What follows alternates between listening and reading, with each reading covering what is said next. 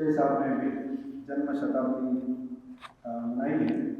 26 अगस्त 1925 को उनका जन्म लंदन शहर के साउथ वेस्ट दक्षिण पश्चिम हिस्से में एक टूटिंग नाम का क्षेत्र है, उस टूटिंग नाम के क्षेत्र में उनका जन्म हुआ।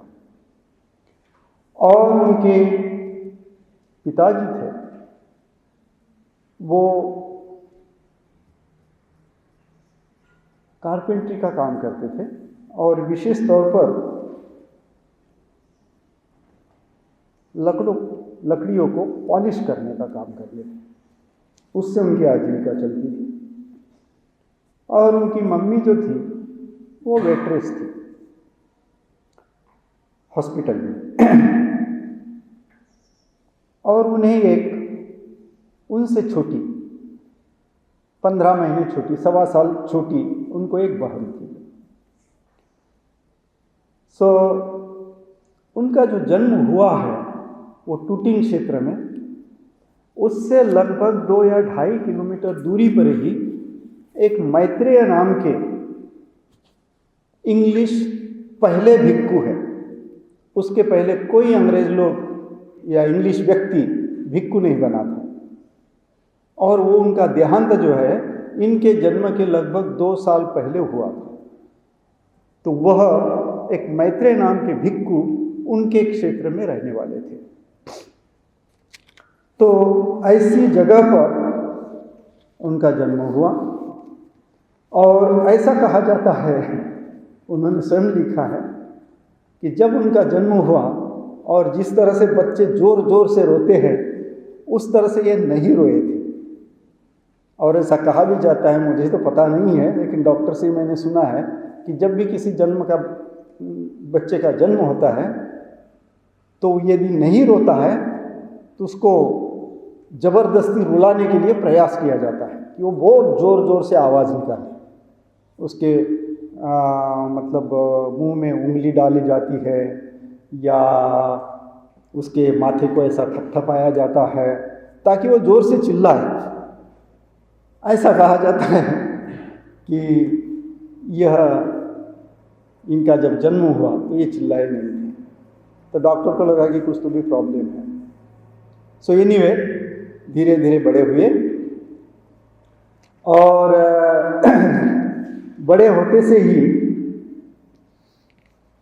शुरुआत के दिनों में मतलब 7 साल तक खेलना कूदना, इधर जाना उधर जाना, हमजोली करना बच्चों के साथ, छोटे बहन के साथ, ये उनका चलता रहा और स्कूल में भी जाते रहे। तो दूसरी कक्षा में ही थे क्योंकि उस वक्त सारे संसार में यही था कि 7 साल की उम्र तक उसका एडमिशन नहीं होता था पहली कक्षा में। मेरा भी 7 साल में ही हुआ है एडमिशन। उसके पहले कोई बालवाड़ी नहीं थी, कोई आंगनवाड़ी नहीं थी, कोई इस तरह से नहीं था। 7 साल का हुए बगैर उसको स्कूल के दरवाजे पर खड़े नहीं करते थे। 7 साल हो गया है, फिर कुछ अपनी झूठी जन्म तारीख बताकर बच्चे की ऊंची वगैरह देखकर उसको एडमिट कर लेते थे। तो ये जब दूसरी में थे तो इनका नाम था डेनिस, मतलब जन्म से इनका नाम वहाँ जो क्रिश्चियन कम्युनिटी में रखा जाता है उस तरह से इनका नाम था डेनिस। और इनका सरनेम था लिंगवुड। पिता का नाम पी पर से कुछ तो भी है, डेनिस पी लिंगवुड, ऐसा उनका नाम है। तो ये डेनिस जब बच्चे थे तो दूसरे कक्षा में पढ़ते वक्त इनको कुछ तकलीफ हुई शारीरिक और फिर डॉक्टर को बुलाया गया। सो डॉक्टर ने कहा कि इनको हार्ट का बहुत बड़ा प्रॉब्लम है, इनके हृदय में बहुत बड़ा प्रॉब्लम है और उसके वजह से इनको बेड के नीचे ही उतरने नहीं देना है। तो ये हमेशा बेड पर ही लेटे रहे, कोई उनसे बात न करे। सो उनसे किसी से भी बात करना मना था, घर वालों से भी नहीं, माता पिता से भी ज़्यादा बातें नहीं, बहन से भी नहीं। केवल जो सिस्टर आती थी या सिस्टर उनकी देखभाल करने के लिए जो थी उसी से बात करना है। और डॉक्टर आकर देख कर जाते थे, उनसे बात करनी है। तो फिर ये तो बहुत बड़ी शिक्षा हो गई कि एक 8 साल के बच्चे को आपने बेड पर से उतरना ही मना कर दिया, वो वही बेड पर रहे, हर चीज उसको बेड पर ही पहुंचाई जाए। डॉक्टर ने केवल इतनी ही परमिशन दी कि बात न करते हुए केवल किताबें पढ़ सकता है। तो फिर उन्होंने किताबें पढ़ना शुरू की। तो 8 साल की उम्र से उनको किताबें पढ़ने के सिवा दूसरा कोई काम ही नहीं था, तो केवल पढ़ते रहना। और ये पढ़ते रहने की आदत ने ही उनको संरक्षित बना दिया, ऐसा मैं समझता हूँ। ये किताबें पढ़ने की उनको इतनी ज़बरदस्त आदत लग गई थी और इस तरह से वो किताबें पढ़ते थे कि उन्होंने उस समय चिल्ड्रंस एनसाइक्लोपीडिया जो आता था उसके 13 वॉल्यूम्स थे, वो उन्होंने 2 बार पढ़ लिए। चिल्ड्रंस एनसाइक्लोपीडिया मतलब बच्चों के लिए विश्वकोश। सो सारे संसार में क्या क्या संस्कृति है, विज्ञान के तौर पर, संस्कृति के तौर पर, पेंटिंग के तौर पर, धर्म के तौर पर, जो भी संसार की ज्ञान की बातें हैं, वह ज्ञान की बातें इस एनसाइक्लोपीडिया नाम के ग्रंथों में होती है। वयस्क लोगों के लिए भी एनसाइक्लोपीडिया है और बच्चों के लिए भी एनसाइक्लोपीडिया है। तो ये एनसाइक्लोपीडिया के 13 जो वॉल्यूम्स थे, वो उन्होंने 13 वॉल्यूम्स पूरी तरह से पढ़ लिए। और उस वक्त सारे संसार के उनको जानकारी मिली, कितने धर्म है इसकी उनको जानकारी मिली। भले ही धर्म की बातें उनको पता ना हो, धर्म की जानकारी मिली, विज्ञान की जानकारी मिली, शोध की जानकारी मिली, पेंटिंग्स की जानकारी मिली, चित्रकारी की जानकारी मिली, इतिहास की जानकारी मिली। इस तरह से उनको जीवन के जो अलग अलग क्षेत्र हैं, इन सारे क्षेत्रों के उनको जानकारी मिली। तो वो जो है हार्ट, उनको जो हृदय की बीमारी से जो उनका निदान किया गया, उस निदान के कारण वो कहते हैं कि वैसे ही उनको स्कूल में कोई रुचि नहीं थी, लेकिन दंगा मस्ती करने में और पिताजी के साथ घूमने में उनको बहुत मज़ा आता था। और इसी वक्त इस किताब में लिखा है, उनको एक बहुत आनंद आता था चिपकलियों को पकड़ना। अब आप बोले चिपकली से तो हम डरते हैं, घर के भी लोग डरते हैं, और जहाँ भी चिपकली दिखती है उसको तुरंत मारने की सोचते हैं, उसको जहरीला समझते हैं। लेकिन इस डेनिस को चिपकली पकड़ने का बहुत शौक था। जहाँ भी पिताजी के साथ घूमने जाते थे, इधर उधर देखते थे, जहाँ भी चिपकली दिखती थी उसको पकड़ लेते थे और पकड़कर घर लाते थे। कहीं दूर चले गए और पिताजी के साथ जब वो मछलियाँ पकड़ने जाते थे, 8 साल की उम्र तक, जैसे ही चलना फिरना हो गया तो पिताजी के साथ घूमना होगा, तो मछलियाँ पकड़ने जाते थे तो पिताजी मछली पकड़ते थे, वे बैठते थे और ये आजू बाजू में देखते थे कि कहाँ कौन सी चिपकलियाँ हैं। तो इन्होंने ढेर सारी चिपकलियाँ इकट्ठा की। तो इनके पिताजी ने इनके लिए वो लिजार्ड्स हाउस बना लिया कि चिपकलियों का घर, और उसमें वो तरह तरह की चिपकलियों को जो वो पकड़ कर लाते थे वो उसमें रखते थे। उन चिपकलियों को वो खाना खिलाते थे। जैसे ही अन्य प्राणी हमारे दोस्त बन जाते हैं, वैसे ही चिपकली उनकी दोस्त बन गई थी। जैसे ही इनको देखती थी तुरंत वो कांच के नज़दीक आ जाती थी, इधर उधर से भागकर कि हमको भी खाना दे देगा, हमसे बातें करेगा। तो इस तरह से उनको ये भी शौक लग गया था।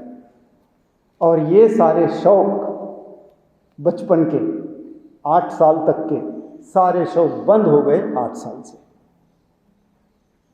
क्योंकि आप हार्ट पेशेंट बेड के नीचे उतर नहीं सकते, तो बहुत दुखी थे इस बात से कि उनको स्कूल में जाने में भले ही रुचि न हो पहली क्लास से, लेकिन ये जो उनकी दंगा मस्ती, घूमना फिरना, ये पकड़ना, बातें करना, अब वो लिजार्ड को लाकर तो रखा था लेकिन उठकर उसके पास नहीं जा सकते थे, वो पूरी तरह से मनाही थी।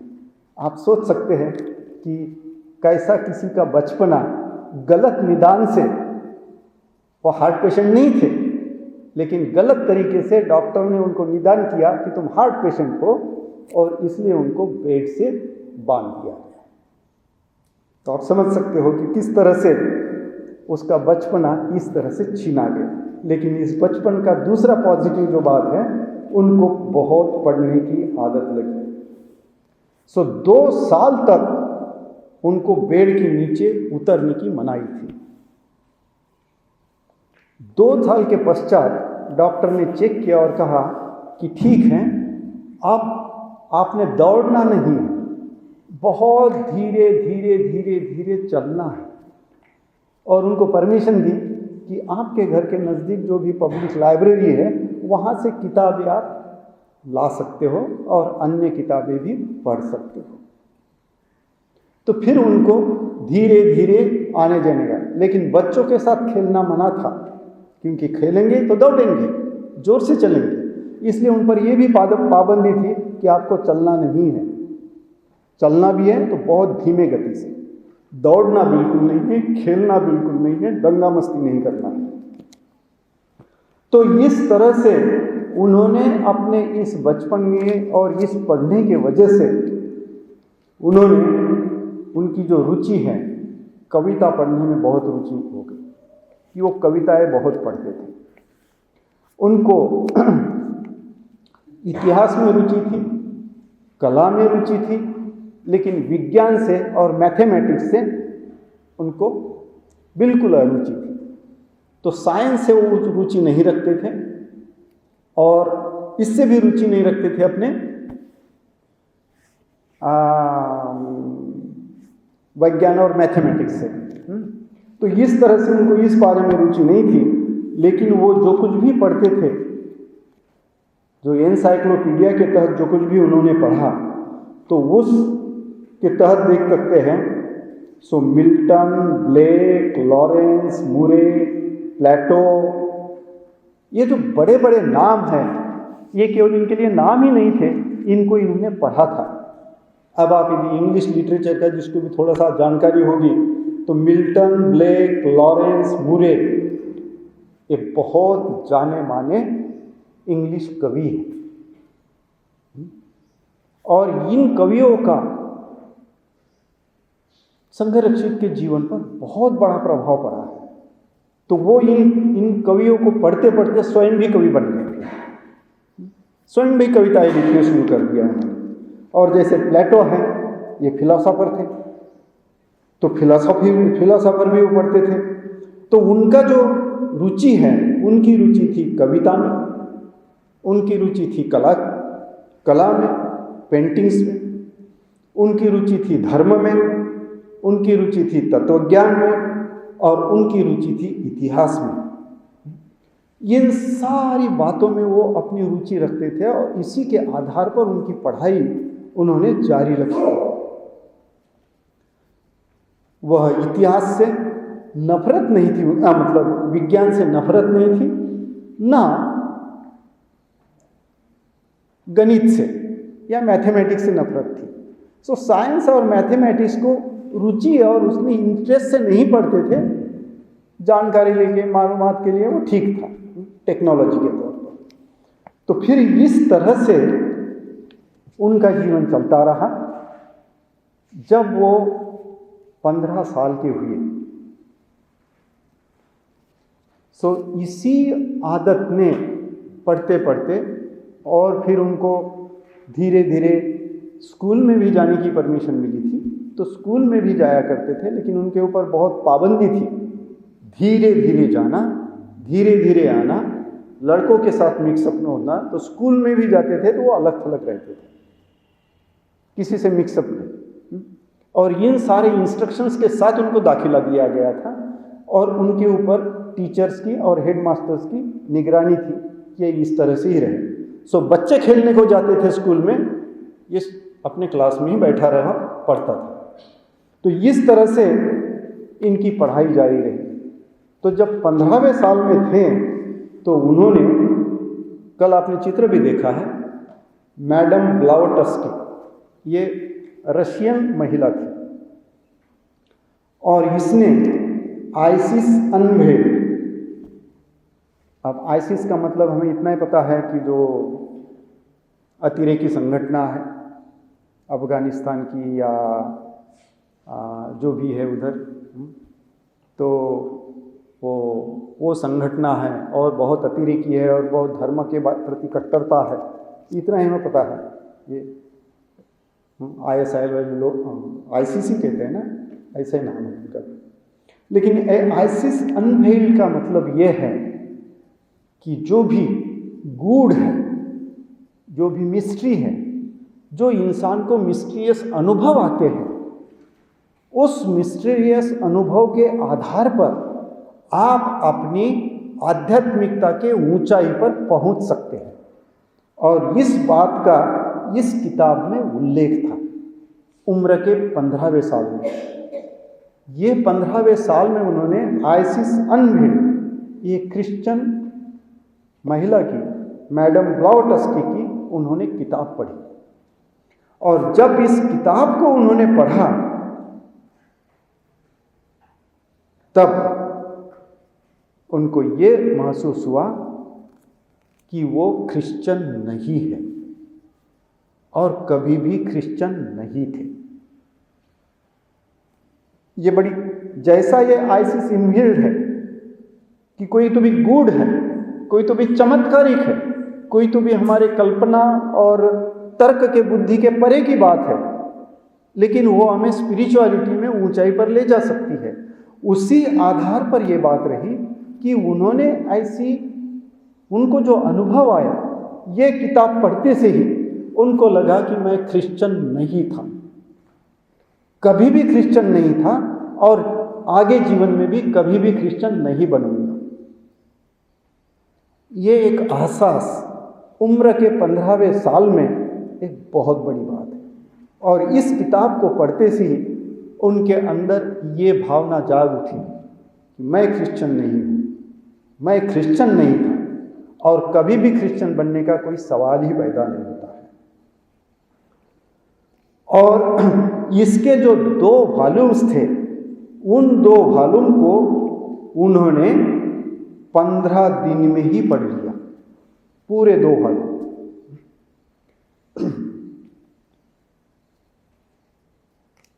सो वो लिखते हैं, I was not Christian that I never had been and never would be. मैं क्रिश्चियन नहीं हूं, मैं कभी भी क्रिश्चियन नहीं था और भविष्य में भी कभी क्रिश्चियन नहीं हो सकता। सो यह इस तरह से पहला दृष्टांत कहिए, पहला जीवन के हृदय के गहराई में, भावनिक गहराई में हुआ एहसास कहिए कि उनको ये हुआ कि मैं क्रिश्चियन परिवार में पैदा हुआ लेकिन मैं क्रिश्चियन नहीं हूँ, क्रिश्चियन नहीं था, क्रिश्चियन नहीं बनूंगा। ये एक अत्यंत महत्वपूर्ण बात है। फिर दूसरे ही साल, जो कल भी आपने वहाँ देखे कि दूसरे ही साल मैं क्रिश्चियन नहीं था और उनको ये बातें लगी कि ठीक है, मैं अभी तक एनसाइक्लोपीडिया से सारे रिलीजन के बारे में पता चला और उनको भारत के रिलीजन में भी पता चला कि भारत में बौद्ध धर्म था, बुद्ध करके हुआ था। और एक चित्र है जो आज हम शाम को देखेंगे कि जो पहला चित्र, पहली प्रतिमा बुद्ध की उन्होंने देखी थी और वो है जापान से, उसको देखेंगे हम। तो ये फिर 16वें साल में उन्होंने किताबों की दुकान से वज्रछेदिका प्रज्ञापारमिता और सूत्र ऑफ विलियम, इनके 2 नाम हैं। इंग्लिश में नाम है डायमंड सूत्र, वो महायान सूत्र से संबंधित है, प्रज्ञापारमिता सूत्र से संबंधित है। तो वह प्रज्ञा पारमिता सूत्र जो है उसका वो डायमंड सूत्र का हिंदी ट्रांसलेशन है वज्रछेदी का प्रज्ञा पारमिता सूत्र। लेकिन इसको डायमंड सूत्र कहा जाता है कि जिस तरह से डायमंड जो है, हीरा जो है वो टूटता नहीं, उसी तरह से ये जो प्रज्ञा पारमिता सूत्र का जो है जिसके ऊपर भी आघात करती है वह टूटता है, ये कभी टूटता नहीं ऐसा। तो ये डायमंड सूत्र पहली बात है। और दूसरा है सूत्र ऑफ वेईलैंड, जिसको कहा जाता है प्लेटफॉर्म सूत्र। प्लेटफॉर्म का मतलब क्या होता है? कहीं से भी हमें जाना हो तो वो नींव होती है प्लेटफॉर्म का, उसी को हम प्लेटफॉर्म कहते हैं, व्यासपीठ कहते हैं। उस व्यासपीठ से कुछ बताया जाता है। उस व्यासपीठ से, व्यासपीठ पर जैसे हम रेलवे स्टेशन में जाते हैं तो प्लेटफॉर्म होता है, वहाँ खड़े होते हैं, कहाँ जाना है उस ट्रेन में बैठते हैं। तो प्लेटफॉर्म ये व्यासपीठ, जहाँ से हमें जाना है, जहाँ से कुछ डिलीवर करना है, जहाँ से कुछ बताना है, तो ऐसा ये प्लेटफॉर्म सूत्र है। और ये है वेईलैंड का सूत्र। और वेईलैंड जो है यह जिसको हुई नेंग कहा जाता है, वह चाइनीज बुद्धिज्म में अत्यंत महान गुरु समझा गया है उनको। हुई नेंग ये बौद्ध धर्म के अत्यंत महान गुरु हैं जिन्होंने इस सूत्र की रचना की और उसको हम प्लेटफॉर्म सूत्र कहते हैं। और यह प्लेटफॉर्म सूत्र जो है, इस प्लेटफॉर्म सूत्र में हमारे से कैसा संबंध है वो भी हम देखेंगे। ये देखते देखते कि हमारे से कैसा संबंध है। बाबा साहब ने जो बुद्ध एंड इज धम्म लिखा है इंग्लिश में, उस इंग्लिश में अंत में 4 बातें हैं, 4 प्रतिज्ञाएं हैं, जिसको हम बोधिसत्व की प्रतिज्ञाएं कहते हैं। वो चारों प्रतिज्ञाएं वर्ड टू वर्ड बाबा साहब ने इस वेईलैंड प्लेटफॉर्म सूत्र से कॉपी की है।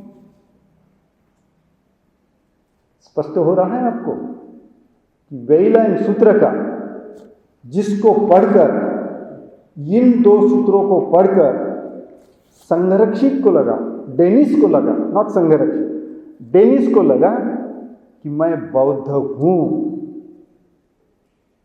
पहले उनको 15वें साल में उसको पढ़कर लगा कि मैं कभी भी क्रिश्चियन नहीं था, कभी भी क्रिश्चियन नहीं बनूंगा।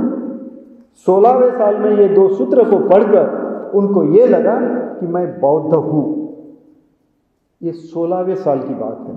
उम्र के 16वें साल में इन 2 ग्रंथों को पढ़कर उनको ये एहसास हुआ कि मैं बौद्ध हूं।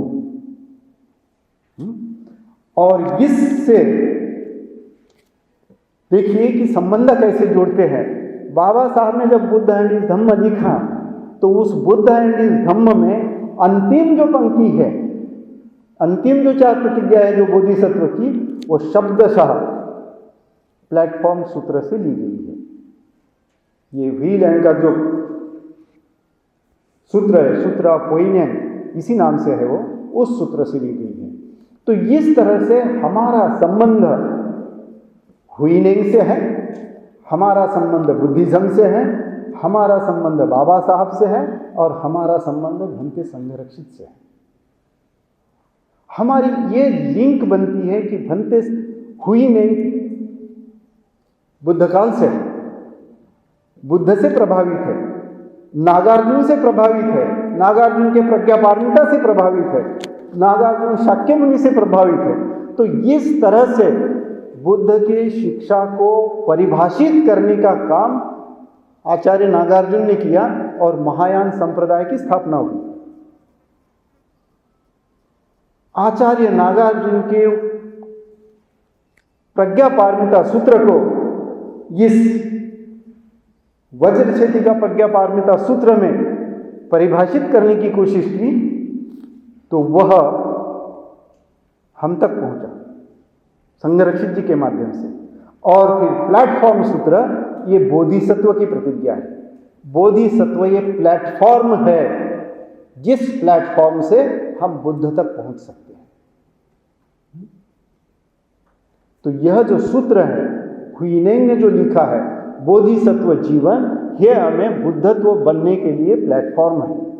ये बोधिसत्व प्रतिज्ञा के तौर पर हमें अपना जीवन चलाते रहने से ही हम बुद्ध बन सकते हैं, अन्यथा नहीं। तो ये बोधिसत्व जीवन का हिस्सा जो है ये प्लेटफॉर्म सूत्र है। तो इस तरह से हम अपने आप को यहाँ जो दो महानुभाव है इनसे जोड़ सकते हैं, और जो हमारे अंतिम आदर्श बुद्ध है उनसे हम संपर्क कर सकते हैं। तो इस आधार पर पूज्य उर्गेन संघरक्षित जी ने उम्र के 16वें साल में यह 2 सूत्र पढ़े, और इन 2 सूत्रों के साथ उनको एहसास हुआ कि मैं बौद्ध ही हूँ। और वो लिखते हैं,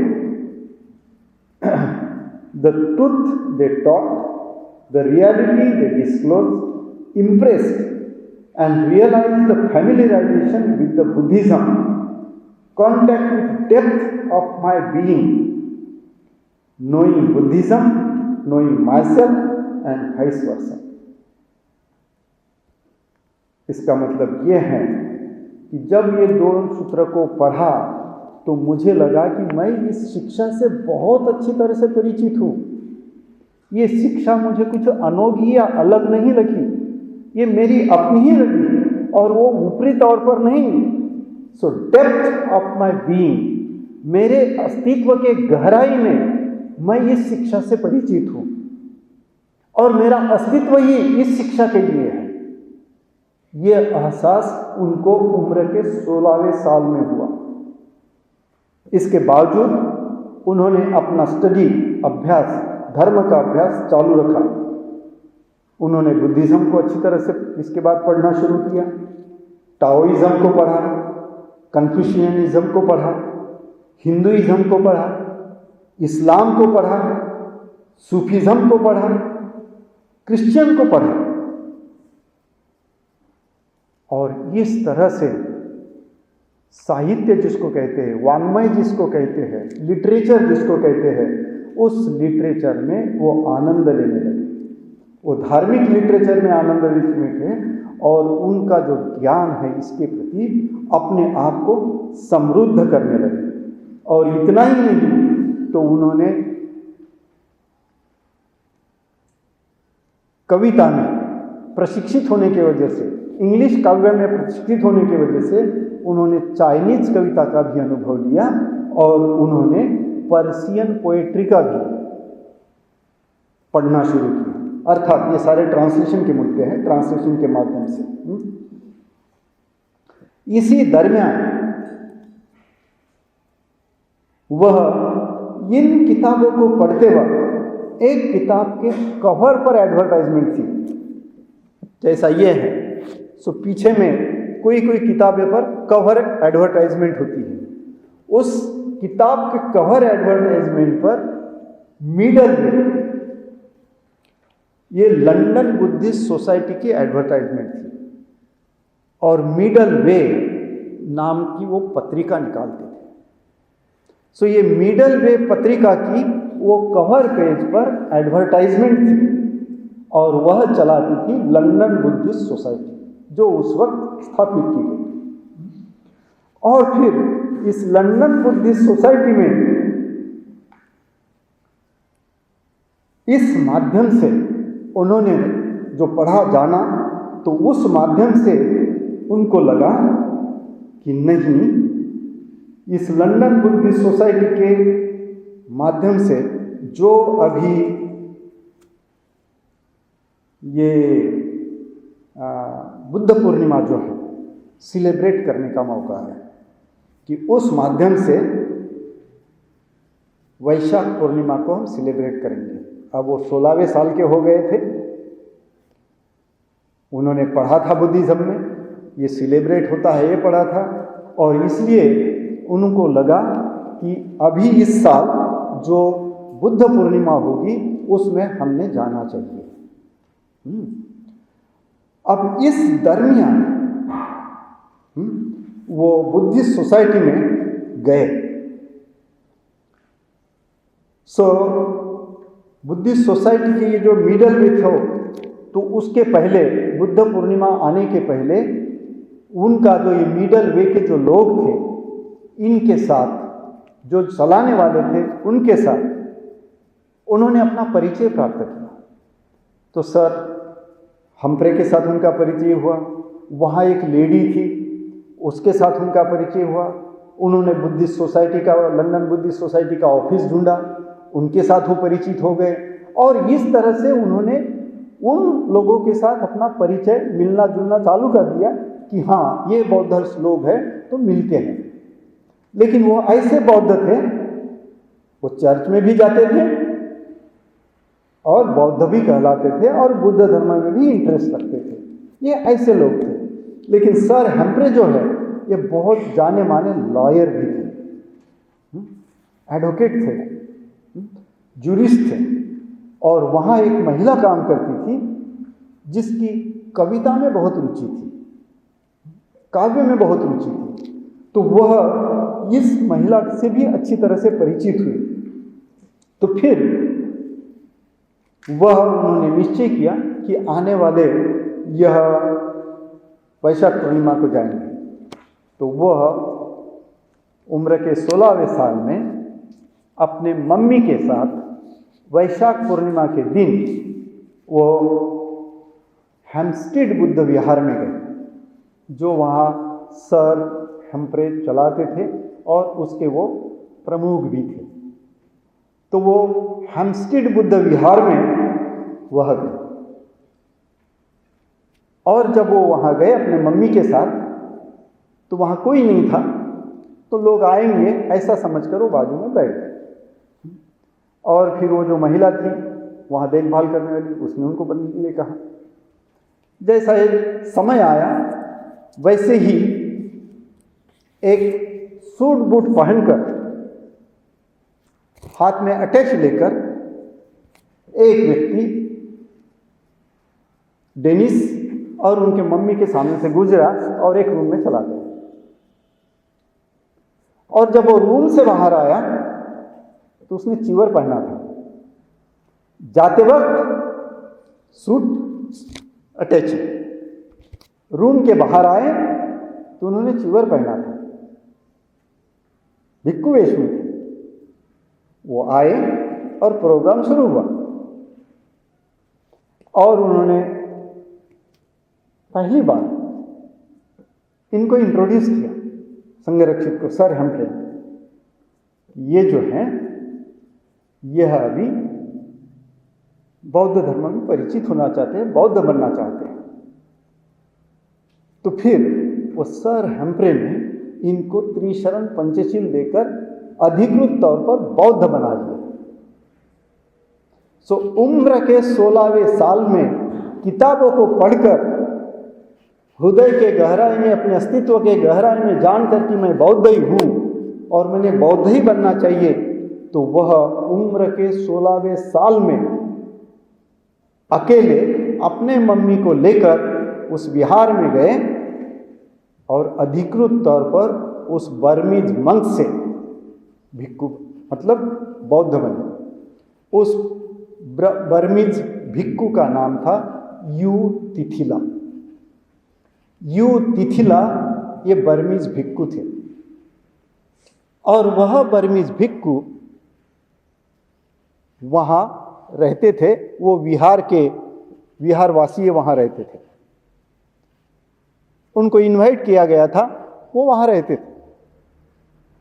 उसके बाद वो सामूहिक त्रिरत्न वंदना हुई, मतलब त्रिशरण पंचशील या जो भी भिक्खु को कहना था, और उनके पीछे सर हम्फ्रे और बाकी के लोग उन्होंने पठन किया। हर एक के हाथ में किताब रहता था, वो लिखा हुआ, और उसको पढ़कर ऊ तिथिला के पीछे ये लोग पठन करते थे। इस तरह से उनका, और उसके बाद सर हम्फ्रे का लेक्चर हुआ। उस जो महिला थी वहाँ की, उनकी जो देखभाल करने वाली, उसने मास्टर ऑफ सेरेमनी का काम किया और वह बुद्ध पूर्णिमा का उत्सव उन्होंने बना दिया। बाद में इनको पता चला कि वो जो भिक्खु थे, बर्मीज भिक्खु,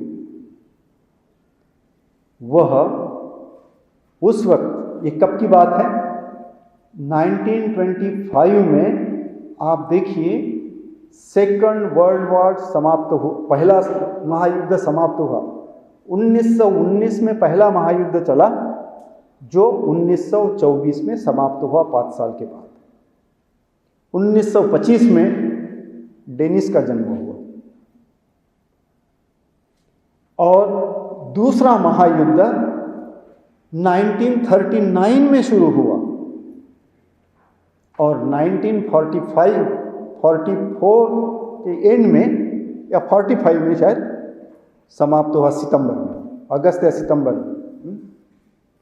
अगस्त या सितंबर में, शायद अगस्त में ख़त्म हुआ, अगस्त के एंड में। तो उस वक्त सेकंड महायुद्ध समाप्त हुआ। इनकी उम्र क्या होगी 16वें साल में? 1925 प्लस 16, 41-42 की बात है। 1941 या 42 की बात है जब ये 16वें साल के थे। और इस 16वें साल में उनको ये दीक्षा ली उन्होंने। उस वक्त महायुद्ध के कारण पूरे इंग्लैंड और यूरोप में जर्मनी के बॉम्ब वर्षाव के कारण ब्लैकआउट रहता था और जहां वहां बॉम्ब वर्षाव होता था, कहां बॉम्ब गिरेगा इसका भी किसी को भरोसा नहीं था। और जहां भी बॉम्ब गिरते थे लोग घरों में फंस जाते थे, तो वहां से उनको निकाल कर हॉस्पिटल तक पहुंचाने का काम ये बर्मीज भिक्खू करते थे। ये इकलौते थे वहां भिक्खू। और उनको जब चिवर में पहनकर ऐसे लोगों को निकालने में जरा मुश्किल होता था, चिवर संभाले या जो फंसे हुए उसको निकाले, या जो वहाँ मलमा या पड़ा हुआ है उसको हटाए। तो इसलिए उन्होंने सुविधा के लिए अपना सूट पहनना शुरू किया, ड्रेस पहनना शुरू किया, नॉर्मल ड्रेस पहनना शुरू किया। नॉर्मल ड्रेस पहनकर वो स्ट्रेचर वाहर का काम करते थे कि जो भी चल नहीं सकते थे, फंसे जख्मी हो गए, उनको स्ट्रेचर पर रखो और ढकेलते हुए हॉस्पिटल में पहुंचा दो, डॉक्टर के पास पहुंचा दो। ये काम वो बर्मीज भिक्खू करते थे। भंते संघरक्षित जब बने तब उनको लगा कि मैं कितना भाग्यशाली हूँ कि मुझे ऐसे व्यक्ति ने बौद्ध बनाया, ऐसे व्यक्ति से मैं पहला बौद्ध बना जो परंपरा में नहीं अटका हुआ है कि मैं भिक्खू हूँ तो 24 घंटे मैं भिक्खू के ही वेश में रहूँ, चाहे कितनी भी परेशानी हो, और मैं दूसरा काम न भी करूँ। कोई मर जाए तो उसका देखभाल करने के बजाय मैं अपने ड्रेस को ही संभाल कर रहूँ। और सबसे ज़्यादा निषेध या टीका जो है, क्रिटिसिज्म जो है, बर्मीज लोगों ने उस भिक्खू पर की कि ये बेकार का भिक्खू है, एक करप्ट भिक्खू है, ये अच्छा भिक्खू नहीं है। इसलिए ब्रह्मदेश के भिक्खू संघ ने उनका निषेध किया है। किसका? युतिथिला का। ये भी देखने वाली बात है, हमने जो नाम दिया है कि Sangharakshita new voice in Buddhist tradition, बौद्ध परंपरा में नई गूंज, इसका एक उदाहरण है कि परंपरा कहती है कि कुछ भी हो जाए आप भिक्खू वेश में ही रहिए, भले ही भिक्खू के नियमों का आप पालन करें या न करें वो बात अलग है, लेकिन औपचारिक तौर पर आपको भिक्खू वेश में ही रहना है। आप श्रेष्ठ हैं, उपासक आपके नीचे है। इस बात को बाजू में रखते हुए यह काम किया युतिथिला ने, और इसका बड़ा गर्व महसूस करते रहे पूज्य उनके संघरक्षित कि मेरे पहले गुरु इस तरह से रहे जिनसे मैं बौद्ध बना। तो यह बात है बौद्ध बनने की, और वो विधिवत बौद्ध बने। और फिर 17वें साल में उनकी पहचान हो गई सरकार की ओर से कि तुम अभी 17वें साल के हो, अगले साल 18वें साल के हो जाओगे और 18वें साल के होने के पश्चात फिर आप सैनिक बन जाओगे कि जैसे ही वो 18 साल के बनेंगे वैसे ही वो युद्ध में चले जाएंगे, सैनिक बनेंगे। क्योंकि वहाँ ब्रिटिश सरकार ने जबरदस्ती की सैन्य भर्ती शुरू की थी। जो भी तंदुरुस्त है, मेडिकली फिट है, विवाहित हो या जिसकी भी उम्र 18 साल की हो, उसको सैन्य में जाना ही है, जबरदस्ती जाना है। उसको फिट रहे या न रहे, उसको सैन्य में जाना है। उसका यदि हार्ट प्रॉब्लम है तो कोई दूसरा काम दिया जाएगा, कोई अन्य प्रॉब्लम है, कमजोर है, और कुछ काम दिया जाएगा, लेकिन उसको सैन्य में ही जाना है। सो बॉम्ब वर्षाव जारी रहता था और ऐसे बॉम्ब वर्षाव के समय इन्होंने 16 साल के पश्चात 17वें साल से नौकरी करना शुरू कर दिया, अपनी आजीविका कमाना शुरू कर दिया। तो ये वहाँ की काउंटी ऑफिस, मतलब हमारे इधर का नगर पालिका ऑफिस कहो या महानगर पालिका का ऑफिस करो, महानगर पालिका के हेल्थ डिपार्टमेंट में इनको नौकरी मिली उम्र के 17वें साल में। और वहाँ नौकरी करते वक्त भी उनकी जो ये किताबें थी, लोग 1 घंटे का लंच बनाते थे, ये केवल इनको जो आदत लगी थी किताबें पढ़ने की, ये अपनी किताबें पढ़ते थे, अपना काम किए, किताबें पढ़े, दूसरे से कोई चर्चा नहीं, सलाह मशवरा नहीं, हंसी मजाक नहीं, जो काम है वो काम करना, अपने अंदर बने रहना। सो ये 17वें साल के उम्र में उनका एक लड़की से प्यार हो गया, जो उसी ऑफिस में काम करती थी, जिसका नाम सोनिया था। तो उनको सोनिया नाम के लड़की से प्यार हो गया। इनको पता नहीं था कि ये मिलिट्री में जाने वाले हैं। और जब ये नौकरी करने लगे, काम करने लगे 17वें साल में, तो एक दिन ऑफिस से जब घर आए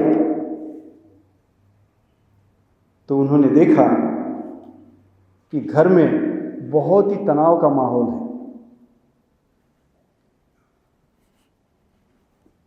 मम्मी चुपचाप बैठकर रो रही है, लेकिन चेहरा तमतमाया हुआ है, गुस्से में है। बाप का आवाज़ बड़ा ऊंचा है। एक कॉर्नर में बहन बड़ी बैठी हुई है।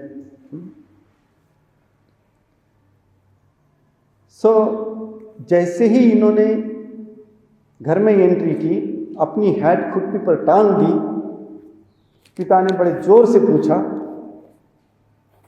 कि क्या मैंने तुम्हें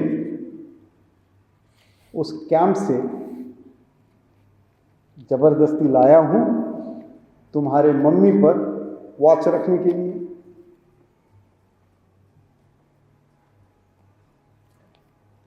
अब क्या हुआ क्या नहीं हुआ पता नहीं इस बीच में, लेकिन दोनों के बीच में, डेनिस के मम्मी पापा के बीच में संशय का वातावरण बन गया, शक का वातावरण बन गया।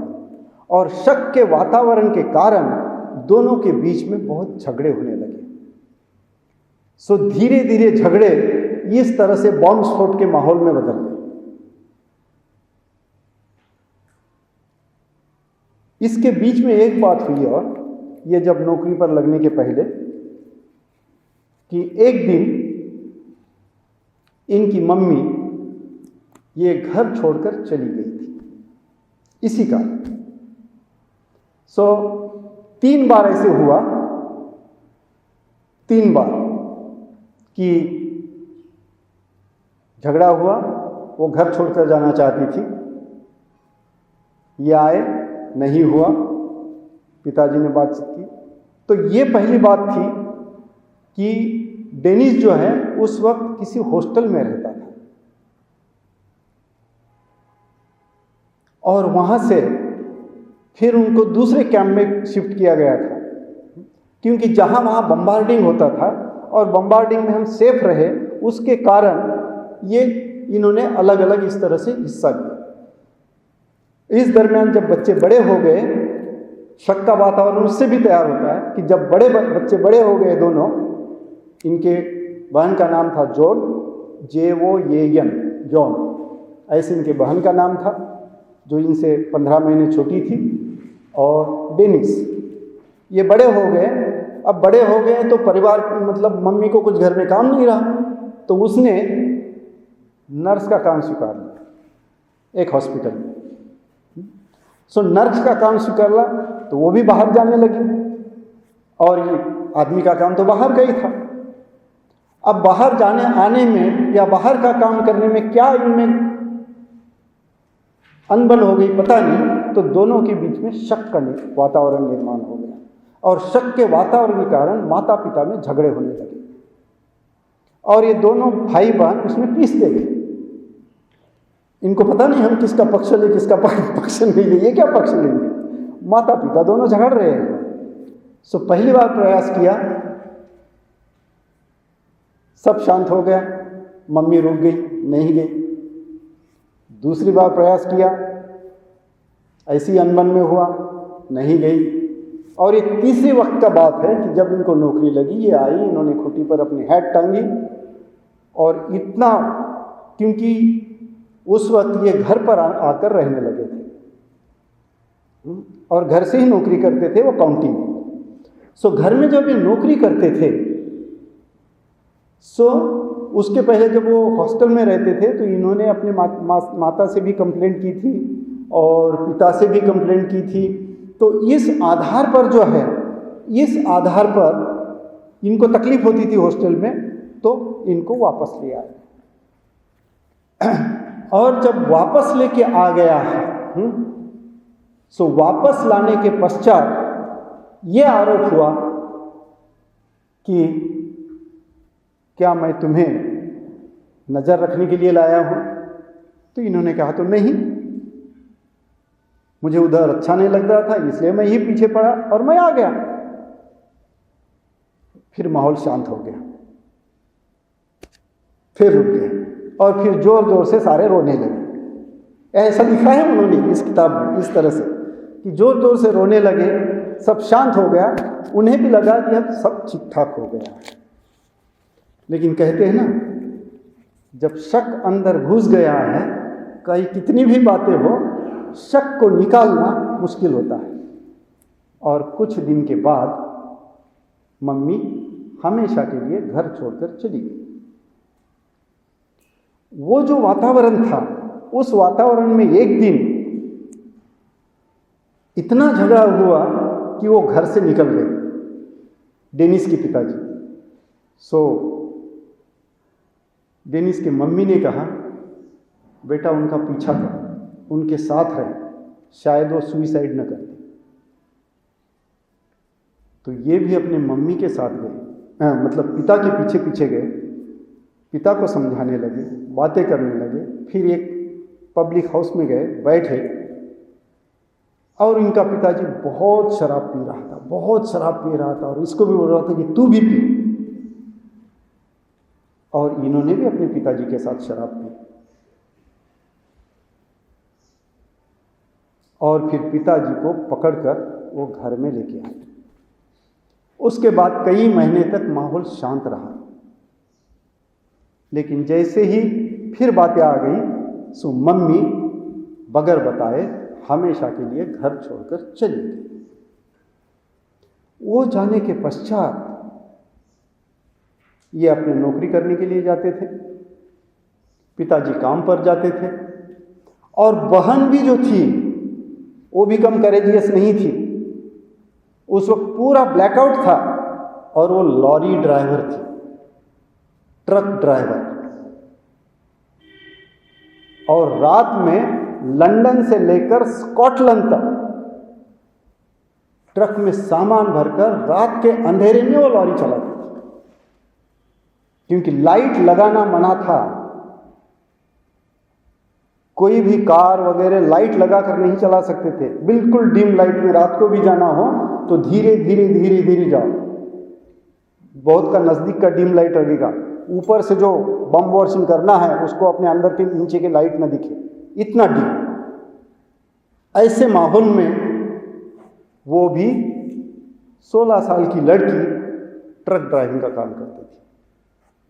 ऐसा इनका परिवार था, लेकिन परिवार पिछड़ गया। मम्मी अलग रहने लगी, वो नौकरी करने लगी, ये अपने काम से, बहन जो है वो ड्राइवर की का काम करती थी, पिता जो है अपने तरीके से और शराब पीते थे बस। तो ये अपने नौकरी में आना जाना, एक दिन ऐसा हुआ कि ये अपने नौकरी से वापस आ रहे थे, तो ये आते आते इनको देर हो गई, तो ये आधा घंटा देर हो गई। वैसे ही उनके पिताजी ने साइकिल लेकर कहीं तो भी दूसरे काम से वो वहां से आ रहे थे और बहन बाहर ही थी, मम्मी तो बाहर ही रहती थी। सो ये बात हो गई कि उसी दोपहर को ये पहुंचे लंच के लिए। बहन, डेनिस और उनके पिताजी घर में आ जाते थे कि हम घर में मिलकर लंच करेंगे। सो बहन भी नहीं आई, पिताजी भी लेट हो गए, ये भी लेट हो गए, और उसी वक्त उस टूटिंग एरिया में बॉम्ब गिरा। बॉम्ब गिरा तो इनका घर पूरी तरह से ध्वस्त हो गया। ये जाकर देखते हैं तो पिताजी बाहर ऐसे देख रहे हैं कि घर तो ध्वस्त हो गया है। उसके पश्चात डेनिस पहुंचे, क्या सामान था, क्या लेना है, क्या नहीं लेना है, पूरा टूट गया बॉम्ब वर्षाव में। उसके पश्चात बहन आई, तीनों बच गए। तो इस तरह से इस बॉम्ब वर्षाव में उनका घर टूट गया, ऐसे स्थिति में थे। और जैसे ही 17 साल इनको पूरे हो गए हैं, 17वें साल में ये चल रहे थे, 16वें साल के बाद ये नौकरी लगी वगैरह वगैरह, तो 17वें साल आधे आते आते ही इनको ट्रेनिंग के लिए भेज दिया गया। उनको कहा कि आपका सिलेक्शन हो गया है। तो इनको लगा कि मेरा तो मिलिट्री में हो ही नहीं सकता, लेकिन मिलिट्री के डॉक्टर ने कहा कि आपका हार्ट एकदम फिट है। इन्होंने वाद विवाद किया डॉक्टर के साथ कि ऐसे कैसे कह सकते हैं, 2 साल में ऐसा रहा वैसा रहा, ये है, ये सर्टिफिकेट है, वो है। बोले no, there is no problem in your heart. हम सेकंड ओपिनियन लेते हैं। उन्होंने और दूसरे डॉक्टर के पास भेजा, दूसरे डॉक्टर ने भी कहा कि no, you have no problem in heart, आप दौड़ सकते हैं, आप परेड कर सकते हैं, आप चल सकते हैं, you can live normal life, you have no problem in heart. तो इनके हृदय में कोई गड़बड़ नहीं है। ये स्पष्ट होने के बाद इनको जैसे ही 18 साल पूरा हो गया, इनको मिलिट्री कैंप में दाखिले के लिए जाना पड़ा अपने डॉक्यूमेंट लेकर। और उनको मिलिट्री का ड्रेस मिल गया, राइफल मिल गई, परेड शुरू हो गई, जिनमें इनकी बिल्कुल रुचि नहीं थी। ये उनका जीवन का हिस्सा नहीं था, लेकिन मिलिट्री में जाना पड़ा क्योंकि शक्ति की मिलिट्री थी, वहाँ अलग अलग लोग थे। लेकिन इनको इन्फेंट्री जिसको कहते हैं, फ्रंट पर जाकर बंदूक चलाना है, ये काम का नहीं था, या एयरफोर्स में नहीं था। तो इनको कहा कि ठीक है, हम तुम्हें ये जो तुम्हारी बातें रही है और तुम्हारी ये जो शारीरिक ढांचा है, इसको ध्यान में रखते हुए हम आपको टेक्निकल जॉब देते हैं। तो इनको सिग्नल यूनिट में, रॉयल सिग्नल यूनिट में वायरलेस ऑपरेटर करके ड्यूटी मिली। तो ब्रिटिश आर्मी की जो सिग्नल यूनिट थी, जो संचार व्यवस्था थी, जहाँ पहले मोर्स कोड चलता था, टिक टिक टिक टिक टक टक टक टक टक, ऐसा कुछ आवाज़ करते हुए वैसे बटन दबाते थे और वैसे टेलीग्राम लिखा जाता था। तो वो आवाज़ सुनकर उधर लिखते थे कि ये क्या, ऐसा टक टक टक टक टक टक टक टक ऐसा आवाज़ आता था, वो लिखते थे ये डॉट डॉट बता रहा है या ABCD बता रहा है। उसके आधार पर उसको मोर्स कोड कहा जाता था पहले। तो मोर्स कोड के आधार पर आप यदि पुराने टेलीग्राफ ऑफिस देखे होंगे, आप नए पीढ़ी ने तो किसी ने नहीं देखे होंगे, ये तो आपके पीढ़ी के पहले की बात है, लेकिन यहाँ नामगाय जी बैठे हुए हैं, उनको पता है कि पहले कैसा मोर्स कोड था, ऐसे cut cut cut cut cut telegraph office में चलता रहता था, उसको दुरुस्त करना पड़ता था। तो ये संचार व्यवस्था में वो वायरलेस ऑपरेटर करके सिग्नल यूनिट में उनका अपॉइंटमेंट हुआ। और जब 6 महीने के ट्रेनिंग के बाद वो 18 साल के हो गए, 18 साल मतलब 1943, 25 और 18 43। सो 1943 में जैसे ही 18 साल पूरे हो गए, सो उनको भारत में रवानगी कर दी कि जाओ, आपका पोस्टिंग भारत में हुआ है, न्यू दिल्ली में हुआ है। तो उन्होंने अपना 19वां बर्थडे, मतलब 18 साल पूरा हो गया और 19वां बर्थडे चालू हो गया, तो वह 19वां बर्थडे जो है वो उन्होंने कहाँ पर शुरू किया? जहाज में। कि हम जहाज में बैठे हैं और जहाज में बैठकर अभी हम 23 अगस्त को उन्होंने उनका जहाज इंग्लैंड का किनारा छोड़कर चला गया। तो वो फिर भारत में आए और भारत में वो वहाँ पहुँचे। अब यह दिशा निर्देश देखना है कि वो भारत आ रहा है कि अन्य जगह जा रहा है, अमेरिका जा रहा है, ये उनको अंतिम तक नहीं बताया गया। आप बैठो, जहां जाना है वहां जाएगा, नो डिस्क्लोजर। ये भी बात थी, ये सैन्य की बात थी कि आप जहाज में बैठिए, जहां जहाज लेके जाएगा वहां आपको जाना है। You have to do the wireless operator, आपका ट्रेनिंग पूरा हो गया है। कुछ दिनों के बाद, 15 दिनों के बाद उनको पता चला कि हम अभी इंडिया जा रहे हैं। सो बम्बई में उतरे और डॉकयार्ड से बम्बई से उतरकर वो ट्रेन से दिल्ली गए और दिल्ली में 3 महीने रहे। और दिल्ली में जब गए तो उनको लगा कि वहाँ कहीं तो भी बुद्धिज्म के कुछ न कुछ अवशेष मिलेंगे, कुछ देखेंगे, क्योंकि वो बौद्ध थे, बौद्ध धर्म में उनको इंटरेस्ट था, बौद्ध पढ़ते थे। लेकिन कहीं भी उनको बौद्ध करके कोई बात नहीं मिली, बुद्धिज्म का कहीं भी उनको अता पता नहीं मिला, बौद्ध लोगों का अता पता नहीं मिला। फिर उनको लगा कि श्रीलंका बौद्ध देश है। तो उस वक्त रूमर चली कि कोई तो भी 3-4 लोगों का श्रीलंका में तबादला होने जाने वाला है, कि हमारी जो पूरी यूनिट है, इस पूरे यूनिट से 3-4 लोग वहाँ भेजे जा रहे हैं। तो उनको लगा कि ये अच्छा चांस है, मैं स्वयं ही वॉलंटियर हो जाऊँ। तो उन्होंने स्वयं ही अपनी अर्जी लिख दी कि मैं बड़ा उत्सुक हूँ, मैं स्वयं वॉलंटियर करता हूँ कि मुझे श्रीलंका भेज दिया जाए। इनका तुरंत एक्सेप्ट हुआ और इनको श्रीलंका भेज दिया गया।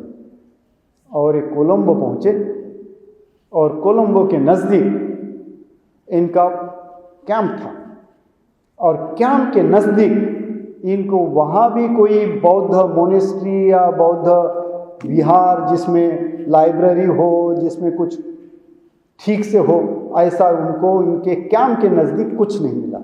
लेकिन इनके कैंप के नज़दीक रामकृष्ण आश्रम का मठ मिला, कम्युनिटी मिली। वहाँ रामकृष्ण परमहंस के जो भी उनकी आध्यात्मिक परंपरा है, जो शायद हल्के से गुलाबी रंग का वो ड्रेस पहनते थे, चिवर पहनते थे। यहाँ भी आपने किसी लोगों ने देखा होगा, नागपुर में जो धनतोली में रामकृष्ण मठ है, तो उस रास्ते से जब वो गुजरते थे पहले, आजकल तो मुश्किल है, लेकिन पहले उतना ट्रैफिक नहीं था, तो जेल के रोड से हमेशा 2-3 लोग मिलकर इधर उधर जाया करते हुए हम देखा करते थे। तो वो जो सन्यासी कहते थे, हाँ, तो वो सन्यासी रहते थे रामकृष्ण मठ के, तो वो सन्यासियों की वो रामकृष्ण मठ की कम्युनिटी थी। वहाँ विवेकानंद रामकृष्ण इनका था, वहाँ शंकराचार्य का अद्वैतवाद पढ़ाया जाता था, वहाँ ध्यान साधनाएँ पढ़ाई जाती थी, और इनको इन सारी बातों में डेनिस को बड़ी रुचि थी, तो उन्होंने उससे अपना संपर्क जारी रखा। उस रामकृष्ण मठ के आश्रम से, उन सन्यासियों से, उन सारी बातों से अपना संपर्क जारी रखा और अपनी जो ये स्पिरिचुअल भूख है, इस स्पिरिचुअल भूख को मिटाने की उन्होंने कोशिश की कि अद्वैतवाद क्या है शंकराचार्य का, फिर विवेकानंद क्या पढ़ाते हैं, उनकी क्या बुद्ध धर्म के बारे में बहुत ढेर सारी अच्छी बातें विवेकानंद ने लिखी है। फिर रामकृष्ण परमहंस कौन सी ध्यान साधना सिखाते हैं, ये सन्यासी किस तरह से जीवन जीते हैं, इस तरह से वो वही में रहे और उसी से अपना परिचय प्राप्त किया और वहीं से अपनी स्पिरिचुअल भूख को मिटाने की वो कोशिश करते रहे। सो यहाँ तक हम 23 अगस्त 1944 को वो भारत है, 43 में वो 17 साल के हो गए और 44 में वो 18 साल के हो गए। जब 18 साल पूरे होने के पश्चात, इसलिए वो 23 अगस्त 1944